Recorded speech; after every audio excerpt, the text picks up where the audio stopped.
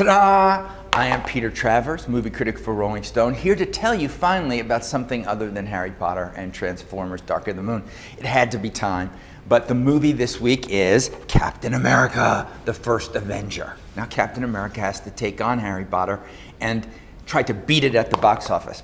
Not happening. Oh, sorry, it's just one of those things. Now, I do not hate this movie. I want to start by saying that. It's set in the 1940s, in the beginning of World War II, and Steve Rogers, before he's Captain America, is a 90-pound weakling who finally gets his moment in the sun. Now, Steve is played by Chris Evans, who did two not fantastic Fantastic Four movies as the Human Torch. Horrible. He's good in this movie. And the special effects in the first 40 minutes of this movie, where this guy, I don't know how they did it. People say, well, they put poor old Chris Evans' head on a 90-pound weakling. But I spoke to Chris Evans and he said, no, that's crap. It didn't happen. They did it digitally and they shrunk me and they did this. And then he becomes Captain America after that. Well, Steve Rogers to me is an interesting character. He's a good guy. Good guys are hard to make interesting. And Chris Evans makes him interesting, makes him fun, because he's going to go, as his commanding officer Tommy Lee Jones says, I want you to go and escort Hitler to the gates of hell. That's Tommy Lee Jones. Well, he doesn't get this toss because he was actually good in this movie, because he really scares me. In fact, the bad thing is Tommy Lee Jones's good guy scared me more than the bad guy, which is Red Skull, played by Hugo Weaving, from The Matrix. So then what's wrong, since I'm having this good time?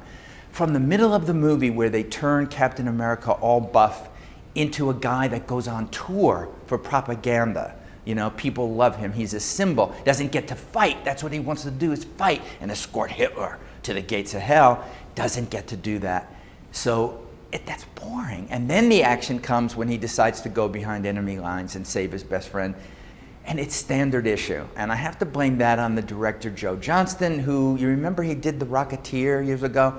That was it. The action is kind of standard issue. The 3D, guys, the 3D sucks. It's that 3D that they do later to pretend it's in 3D. I don't like it. I'm tossing this thing at you. You all suck with that bad 3D. Don't like it.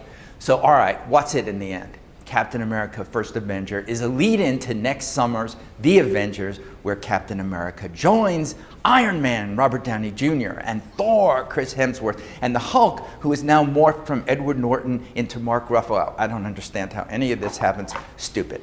But I've got to say, for a 2-hour-plus comic book movie, this is not the disaster I had thought it would be, but it's not great either.